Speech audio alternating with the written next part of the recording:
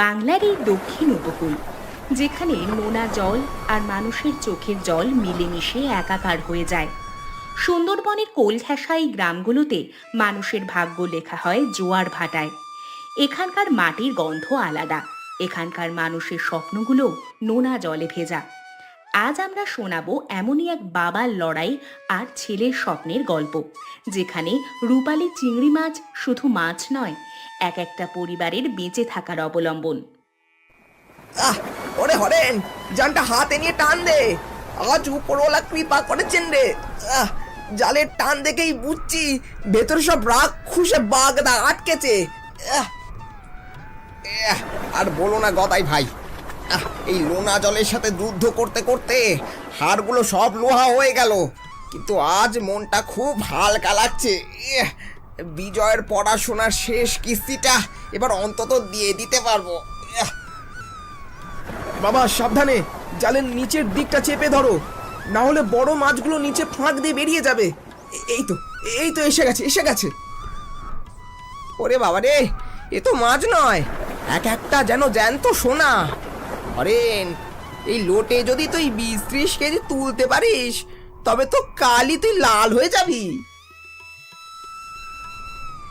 লাল হতে চাই না গদাই ভাই, শুধু দুবেলা দুমুঠো খেয়ে আর এই ঘেরটা বাঁচিয়ে শান্তিতে ঘুমাতে চাই। মহাজন ধনঞ্জয়ের ঋণের বোঝটা যে বুকের ওপর পাহাড় হয়ে চেপে আছে। ও হরেন দাদা, বড় বড় কথা বলে কি লাভ? মহাজনের টাকা কি চারটিখানি কথা? সামনের বুধবার যদি টাকা না পৌঁছায়, তবে এই ঘের কিন্তু মহাজনের লাল ঝান্ডার তলায় চলে যাবে, মনে আছে তো? নিধিরাম কাকা, সকাল সকাল আমাদের কাজে বাধা দিতে এসো না তো। আমাদের ঘের আমাদেরই থাকবে, আমরা ঘাম ঝরিয়েছি। মহাজন শুধু বসে বসে সুদ খেয়েছে, এবার আর সেগুড়ে বালি। তেজ ভালো বাপু, কিন্তু সময় সব কথা বলে। শহরের হাওয়া গায়ে লাগিয়ে বাপের বুদ্ধি নাশ করিস না বিজয়। গ্রামটা এখনো মহাজনের ইশারায় চলে। এই যা নিধি যা, তোর এই বিষাক্ত কথাগুলো গিয়ে তোর মনিবকে শোনাস। হরেন, তুই ওসব কথায় কান দিস না। চল, আজ বড় উৎসবের দিন। এই প্রথম ক্ষেপের মাছগুলো দিয়ে বাসন্তী বৌঠানের হাতের সেই জম্পেশ রান্না হবে। হ্যাঁ বাবা, মা অলরেডি উনুন ধরিয়ে বসে আছে। চলো, এই মাছগুলো নিয়ে আজ বাড়িতে একটা ছোটখাটো ভোজ হবে। ঠিক আছে, চল। মা লক্ষ্মীকে আজ ঘরে নিয়ে যাই। বাসন্তী আজ এই মাছগুলোর যা স্বাদ খুলবে, তুই শহর ভুলে এই গ্রামেই পড়ে থাকবি বিজয়।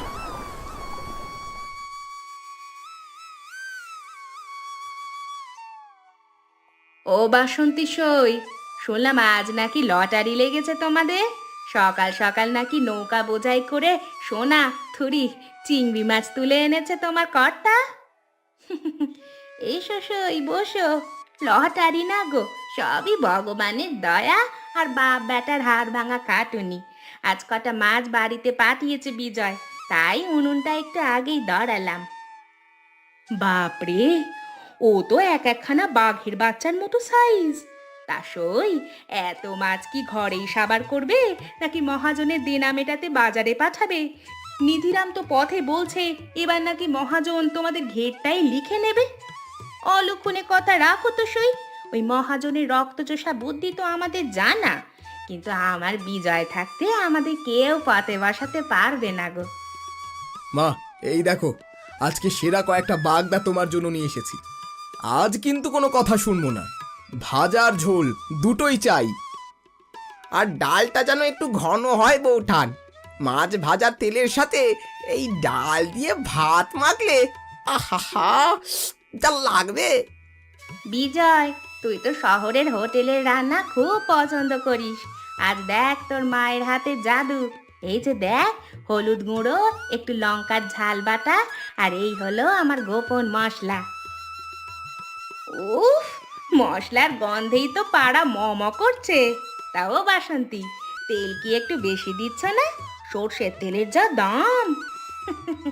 আজ কোনো হিসেব নেই গো সই, ছেলের খুশির দিন বলে কথা।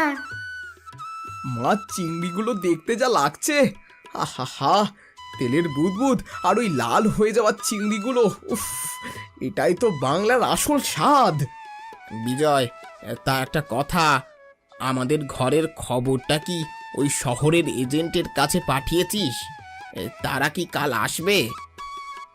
হ্যাঁ বাবা, বড় লরি নিয়ে আসবে। মহাজনের দালালের থেকেও ওরা ডাবল দাম দেবে আমাদের। বেশ বেশ, তাহলে তো হলোই। ঠিক আছে গিন্নি, তবে তুমি রান্না করো। চল বিজয়, আমরা হাত মুখটা ধুয়ে আসি। বিজয়, পেট ভরে আর চিংড়ি ভাজা দিয়ে ভাত খাবো। হ্যাঁ বাবা, চলো চলো। ওরে বাবা, এই বাগদাটার যা চেহারা, এ তো পুরো ঘেরের রাজা। বাসন্তী বৌঠান, এই লঙ্কা ফোড়ন দেওয়া তেলের যা গন্ধ বেরাচ্ছে, আজ তো 4 থালা ভাত একাই সাবার করে দেব। খাও কাকা, পেট ভরে খাও। বিজয় শহর থেকে আসার পর আজই প্রথম শান্তিতে সবাই খেতে বসেছো। বিজয়, দেখ তো নুনটা ঠিক হয়েছে কিনা। উফ উফ মা, এ তো 5 স্টার হোটেলের থেকেও উফ উফ উফ মা, শহরের 5 স্টার হোটেলও এর কাছে ফেল। এই যে বাইরেটা কড়কড়ে আর ভেতরটা কি মিষ্টি। বাবা, এই স্বাদটা কিন্তু আমাদের এই নোনা জলেরই গুণ। ঠিক বলেছিস, এই মাটি আমাদের সোনা দেয়। শুধু যদি ওই মহাজনের রক্তচোষা স্বভাবটা না থাকতো। বাহ, খাসা আয়োজন তো। ঘেরের সব থেকে বড় আর তাজা মাছগুলোই দেখছি নিজেদের পেটে যাচ্ছে। বলি হরিণ, মহাজনের পাওনা মিটিয়ে তবে কি উৎসবে বসা উচিত ছিল না? মহাজন বাবু, আপনি এভাবে অবেলায়, আসুন আসুন বসুন। আমি তো বলেছি আগামী বুধবার মাছ বিক্রির টাকাটা হাতে পেলেই আপনাদের দেনা শোধ করে দেব। বুধবার? আমি খবর পেয়েছি তোমার ছেলে নাকি শহরের কোনো দালালের সাথে হাত মিলিয়েছে। আমার চালানে মাছ না দিয়ে বাইরের কোম্পানিকে মাছ দেবে। আমার টাকা নিয়ে আমার সাথেই বেইমানি। বেইমানি কোথায় মহাজন কাকা? আপনি বাজারে যা দাম তার অর্ধেকও আমাদের দেন না। আমরা খেটে মরবো আর আপনি আমাদের ঋণের জালে আটকে রেখে মুনাফা লুটবেন, তার হবে না। আইন মেনে ব্যবসা আমরাও বুঝি। এই ছোকরা, তেজ খুব বেড়েছে দেখছি। এই গ্রামটা ধনঞ্জয় মহাজনের ইশারায় চলে, আইনের ইশারায় নয়। এই এই যে রাজকীয় ভোজ খাচ্ছ, জানো তো এই মাছের ঘেরটা এখনো আমার কাছে বন্ধক রাখা। আজ ইচ্ছা করলে ওই ভাতের থালা আমি লাথি দিয়ে উল্টে দিতে পারি। ও কথা বলবেন না বাবু, অন্যকে অপমান করবেন না। আমরা তো আপনার টাকা মেরে দিচ্ছি না, একটু সময় চেয়েছি মাত্র। মহাজন বাবু, গরিবের পেটে লাথি মারলে কিন্তু ভগবান সইবে না। আমরা তো আপনার সুদের টাকা গুনে গুনে দিই। চুপ করো গদাই। হরিণ, সাফ কথা শুনে রাখো, কাল ভোরে মহাজনের ট্রাক আসবে তোমার ঘরে। সব মাছ আমার লোক ওজন করে নিয়ে যাবে। আর যদি দেখি শহরের গাড়ি গ্রামে ঢুকেছে, তবে মনে রেখো তোমার ঘরে শুধু জল থাকবে, একটা জ্যান্ত মাছও থাকবে না। এই আমি বলে দিলাম। ও কথা বলবেন না মহাজন বাবু, মাছগুলো আমাদের জীবন। মাছ খেতে খুব ভালোবাসো না খোকা? কাল যদি আমার কথা না শোনো, তবে এই চিংড়ির বদলে তোমাদের নোনা জলে গিলে থাকতে হবে। মনে থাকে জানো, আজ আমি চললুম। বাবা, তুমি ভয় পেও না, তুমি খাওয়া শেষ করো। ওর রক্তচোষা দিন শেষ হয়ে এসেছে। আমি এক্ষুনি গ্রামে আমাদের বন্ধুদের খবর দিচ্ছি। আজ রাতে আমাদের সজাগ থাকতে হবে। খাবারটা মুখে পড়ার আগেই তিক্ত হয়ে গেল। একদিকে বাসন্তীর হাতে সেই অমৃত সমান চিংড়ি ভাজা, অন্যদিকে মহাজনের বিষাক্ত হুমকি।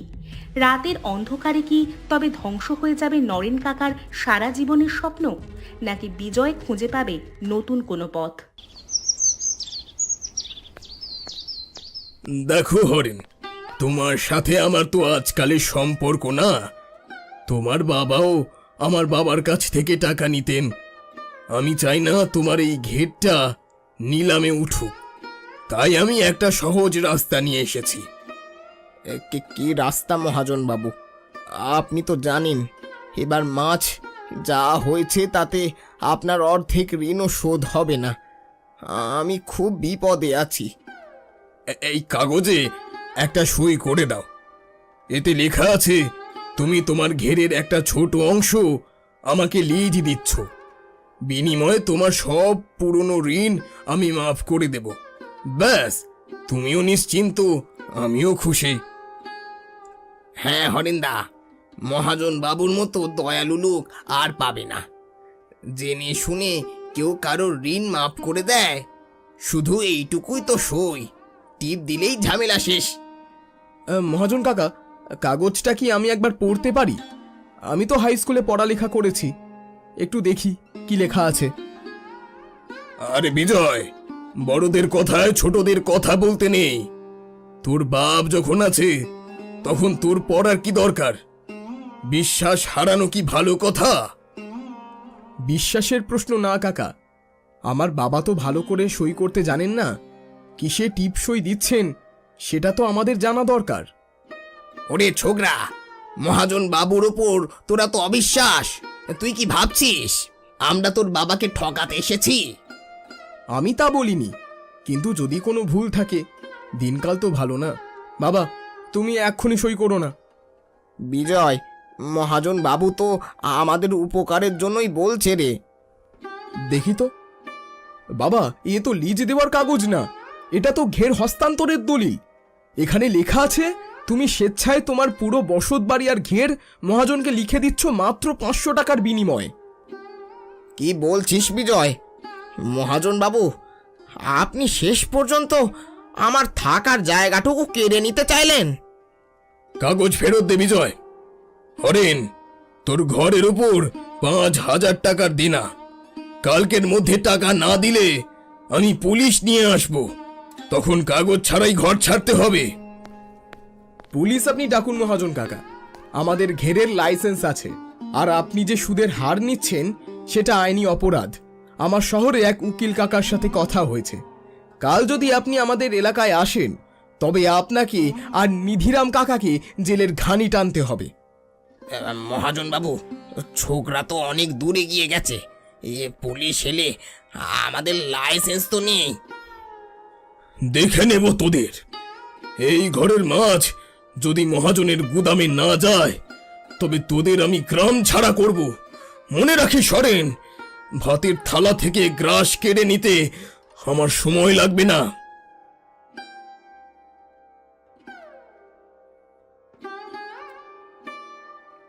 দেখলে তো, নিজের চোখেই দেখলে তো মানুষের কুটিলতা। অন্ন কেড়ে নেওয়ার হুমকি দিচ্ছে। বিজয়, কাল মাছগুলো কোনোভাবেই মহাজনের হাতে দেওয়া যাবে না। চিন্তা করো না মা, কাল ভোরেই আমি শহরে সেই ট্রাকে মাছ তুলে দেব। এখন চলো, অনেক টেনশন হয়েছে। মা, ওই যে চিংড়িগুলো ভেজে রেখেছিলে সেগুলো দাও। আজ আমরা জয়ের আনন্দ করব না, বরং টিকে থাকার শপথ নেব।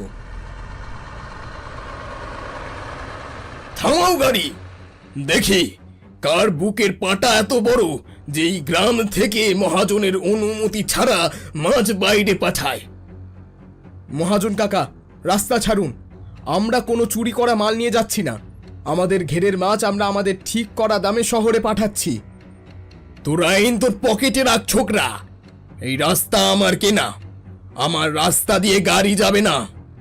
নিধিরাম, নামা সব মাছের খাঁচা। আজ এই মাছ পচে যাবে, তবুও শহরে বাজারে যাবে না। নাম, নেমে আয় বলছি। আর হরেন্দা, বেশি তেরা বেড়া করলে কিন্তু পিঠে চামড়া তুলে দেব। মহাজন বাবু, এটা করবেন না। এই মাছ বিক্রি না হলে আমরা না খেয়ে মরবো। পাওনা টাকা তো আমি দেব বলেছি। পাওনা টাকা তো বাহানা মহাজন। তুই আসলে চাস আমাদের ভিটে মাটি, কিন্তু আজ আর হবে না। বিজয়, তুই শুধু ইশারা কর। মহাজন কাকা, আপনি কি জানেন এখন সরকারি আইন কি বলে? কোনো কৃষককে যদি কেউ তার ফসল বিক্রি করতে বাধা দেয় তবে তাকে সরাসরি জেল খাটতে হবে। আপনার এই লাঠিয়াল বাহিনী কি পুলিশের গুলির সামনে দাঁড়াতে পারবে? পুলিশ? এই নোনা জলের তল্লাটে পুলিশ আসতে আসতে তোদের হাড় গোড় মাছের খাবার হয়ে যাবে রে বিজয়। ধর ওদের। দেখি দেখি কে আমার ছেলের গায়ে হাত দেয়। মহাজন, মনে রেখো, পেটের দায় আমরা মাছ ধরি, আর সেই পেটে লাথি মারলে আমরা চণ্ডী রূপ ধরতেও জানি। মহাজন বাবু, এরা তো সব রণচণ্ডী রূপ ধারণ করেছে, এদের গায়ে হাত দিলে তো গ্রাম জ্বলে যাবে। মহাজন কাকা, দেখুন, আপনার সাথে আছে মাত্র 2 জন ভাড়াটে গুন্ডা, আর আমার সাথে আছে পুরো গ্রামের আশীর্বাদ। আপনি কি এখনো রাস্তা ছাড়বেন না? জয় মা কালী, আজ হোক একটা ফয়সলা। ঠিক আছে, ঠিক আছে, আজ তোরা জিতে গেলি, কিন্তু মনে রাখিস বিজয়, শয়তান কিন্তু হার মানে না, এর বদলা আমি নেবই। বদলা নেওয়ার সময় আর পাবেন না মহাজন কাকা। আমি কালই পঞ্চায়েতে আপনার সব জালিয়াতি কাগজ জমা দিয়েছি। আজ দুপুরেই তদন্তের লোক আসবে। আপনি বরং পালানোর রাস্তা খুঁজুন। কি বললি তুই? পালান মহাজন মশাই, পালান, চলুন চলুন।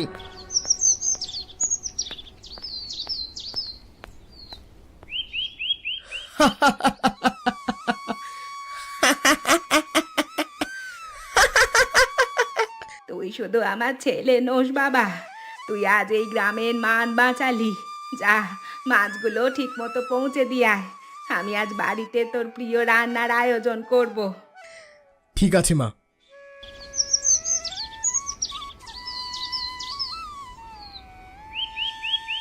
বাবা, মহাজনের সব ঋণ আজ আমি চুকিয়ে দিয়ে এসেছি। আর এই দেখো, শহরের এজেন্টের থেকে পাওয়া লাভের টাকা। এবার আর কেউ তোমাকে ঋণী বলতে পারবে না। আজ আমার বুকটা ভরে গেল রে বাপ। আমি তো ভেবেছিলাম এই লোনা জলেই আমার জীবনটা শেষ হয়ে যাবে। ওরে বিজয়, এসব আবেগের কথা রাখতো এখন। বাসন্তী বৌঠান, আজ কিন্তু আপনি কথা দিয়েছিলেন বিজয় ফিরলে সেই রাজকীয় ভোজ হবে। পেটে তো ইঁদুর লাফাচ্ছে। হ্যাঁ মা, চলো চলো। আর বলিস না, এই চিংড়ি ভাজার গন্ধ যার নাকে যায় তার আর হুঁশ থাকে নাকি? বৌঠান, এই ভাজার তেলটা একটু দেবেন তো, ওটা দিয়ে ভাত মাখলে আর কিছুই লাগে না। দিচ্ছি দিচ্ছি, দাঁড়াও। এই নাও, চেটে পুটে খাও দেখি। ওফ বাসন্তী, এই স্বাদের তুলনা নেই। নিজের ঘরের মাছ, নিজের ঘামের কামাই, এর যে কি শান্তি তা আজ বুঝতে পারছি। ঠিক বলেছ বাবা, শহরের লোকে অনেক টাকা দিয়ে এগুলো খায়, কিন্তু এই মায়ের হাতের মমতা আর মাটির গন্ধ তারা কোথায় পাবে? এই স্বাদ যে অমৃত। খেতে যে কি ভালো হয়েছে মা, আহা। খা বাবা খা, পেট ভরে খা তুই। বাবা দেখো তো, একদম সোজা হয়েছে কিনা, মাঝখানটা ঠিক আছে? একদম সোজা হয়েছে বাবা। তুই শুধু বোর্ডটা টাঙাচ্ছিস না রে বিজয়, তুই আমাদের এই গ্রামের কপালটা সোজা করে দিলি। মৎস্যজীবী সমবায় সমিতি নামটা পড়তে যে কি ভালো লাগছে। ওরে বিজয়, ওপর থেকে নাম এবার। দেখ, বাসন্তী বৌঠান প্রদীপ নিয়ে দাঁড়িয়ে আছে। এই ঘরটা ছিল মহাজনের শাসনের আড্ডা, আর আজ থেকে এটা হবে আমাদের সবার ভরসার জায়গা। হ্যাঁ, আজ থেকে আমাদের গ্রামের কোনো মানুষকে আর ওই রক্তচোষা মহাজনের পায়ে গিয়ে পড়তে হবে না। আমাদের চিংড়ি আমরা নিজেরা বিক্রি করব, লাভটাও আমাদের ঘরেই আসবে। বিজয়, তুই আজ এই গ্রামের ভাগ্য বদলে দিলি বাবা। মা, আমি তো শুধু বুদ্ধি দিয়েছি, কিন্তু এইসব তো তোমাদের। বাবা, আজ থেকে তুমি আর চিন্তা করো না। এই সমিতিতে সব হিসাব পরিষ্কার থাকবে। প্রতিটা চাষি তার হকের টাকা বুঝে পাবে। আমি তো পড়াশোনা জানি না বাপ, কিন্তু আজ তোর এই কাজ দেখে বুঝলাম সৎ বুদ্ধি আর শিক্ষা থাকলে পাহাড়কেও টলানো যায়। তুই শহর থেকে ফিরে এসে আমাদের এই নোনা জলের মান বাড়িয়ে দিলি। আরে আবেগ দিয়ে পেট ভরে নাকি? বৌঠান, আপনার সেই বিশেষ আয়োজনটা কই? আজ তো এই সমিতির সামনেই প্রথম উৎসবটা হওয়া উচিত। গদাইদা, আপনার কথা আমি ভুলি না। এই তো দেখো, আজ এই সমিতির উদ্বোধনের খুশিতে আমি সবার জন্য নিয়ে এসেছি মাটির উনুনের গরম গরম মুচমুচে চিংড়ি ভাজা। এই তো, এই হলো আমাদের স্বাধীনতার স্বাদ। বাবা, এই নাও, আজ প্রথম কামড়টা তুমি দেবে। বাসন্তী, আজকের এই মাছটা যেন অমৃতর মতো লাগছে। নিজের অধিকারের মাছ খাওয়ার যে কি আনন্দ, তা আজ হাড় ভাঙা খাটুনি শেষে বুঝতে পারছি। বিশ্বাস কর বিজয়, এই সমিতির দাপটে এবার শুধু আমাদের গ্রাম নয়, গোটা সুন্দরবন কাঁপবে। আমাদের রূপালী ফসল এবার বিশ্ব জয় করবে। একদম ঠিক বলেছ কাকা। যেখানে একতা থাকে সেখানে অন্ধকার টিকতে পারে না। বিজয়ের এই লড়াই প্রমাণ করে দিল, নিজের মাটিকে ভালোবাসলে আর হকের জন্য লড়লে জয় নিশ্চিত। নোনা জলের চিংড়ি আজ শুধু খাবার নয়, এই গ্রামের মানুষের আত্মসম্মান আর বিজয়ের প্রতীক। এমন শিক্ষণীয় ও মজার মজার গল্প দেখতে চাইলে এখনই আমাদের চ্যানেলটি সাবস্ক্রাইব করো। বাংলার এই দক্ষিণ উপকূল, যেখানে নোনা জল আর মানুষের চোখের জল মিলেমিশে একাকার হয়ে যায়। সুন্দরবনের কোল ঘেঁষা এই গ্রামগুলোতে মানুষের ভাগ্য লেখা হয় জোয়ার ভাটায়। এখানকার মাটির গন্ধ আলাদা, এখানকার মানুষের স্বপ্নগুলো নোনা জলে ভেজা। আজ আমরা শোনাবো এমনই এক বাবার লড়াই আর ছেলের স্বপ্নের গল্প, যেখানে রূপালী চিংড়ি মাছ শুধু মাছ নয়, এক একটা পরিবারের বেঁচে থাকার অবলম্বন। ওরে হরেন, জানটা হাতে নিয়ে টান দে। আজ উপরওয়ালা কৃপা করেছেন রে। জালের টান দেখেই বুঝছি ভেতরে সব রাগ খুশে বাগদা আটকেছে। আর বলো না গদাই ভাই, এই লোনা জলের সাথে যুদ্ধ করতে করতে হাড়গুলো সব লোহা হয়ে গেল, কিন্তু আজ মনটা খুব হালকা লাগছে। বিজয়ের পড়াশোনার শেষ কিস্তিটা এবার অন্তত দিয়ে দিতে পারবো। বাবা সাবধানে, জালের নিচের দিকটা চেপে ধরো, না হলে বড় মাছগুলো নিচে ফাঁক দিয়ে বেরিয়ে যাবে। এই তো এসে গেছে। ওরে বাবা রে, এ তো মাছ নয়, এক একটা যেন জ্যান্ত সোনা। হরেন, এই লোটে যদি তুই 20-30 কেজি তুলতে পারিস, তবে তো কালই তুই লাল হয়ে যাবি। লাল হতে চাই না গদাই ভাই, শুধু দুবেলা দুমুঠো খেয়ে আর এই ঘেরটা বাঁচিয়ে শান্তিতে ঘুমাতে চাই। মহাজন ধনঞ্জয়ের ঋণের বোঝটা যে বুকের ওপর পাহাড় হয়ে চেপে আছে। ও হরেন দা,